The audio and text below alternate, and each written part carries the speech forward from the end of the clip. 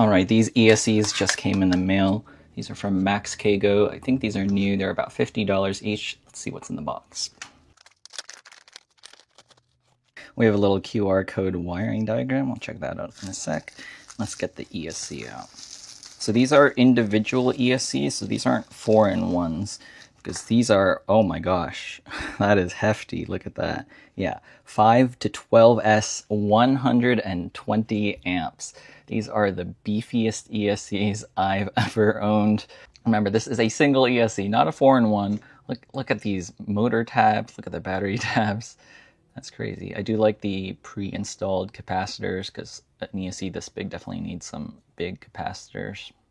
So I think these ESCs are good for like 13-inch and above drones. So I think I'm going to make a 15-inch drone using these ESCs. The build quality feels, of course, pretty solid because I'm assuming these are going to heat up. So that's why these are all like machined aluminum parts over here. The capacitors feel nice and solid.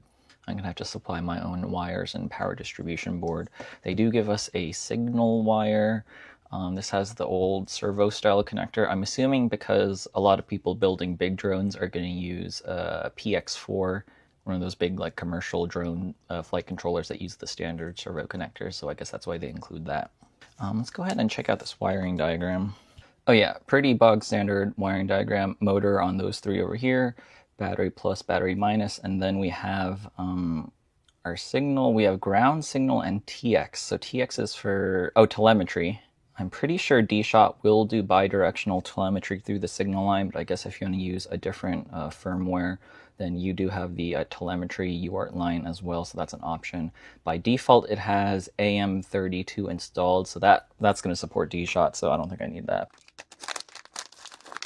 Yeah, that's just a quick unboxing of these massive 120 amp ESCs. Hopefully I can build a 15-inch drone with this. That's going to be my biggest drone ever. Oh, actually, let's see how much these things weigh. Each ESC weighs, oh, wow, 94 grams for each ESC. Yeah, you definitely want to put these on a big drone because all the heat sinking on this does make it quite a bit hefty. So yeah, I wouldn't put this on anything under a 10-inch drone because that'd be way overkill. Alright, so stay tuned for my 15-inch drone build. 15-inch, 13-inch, I don't know what I'm going to do, but stay tuned for a very, very large drone build.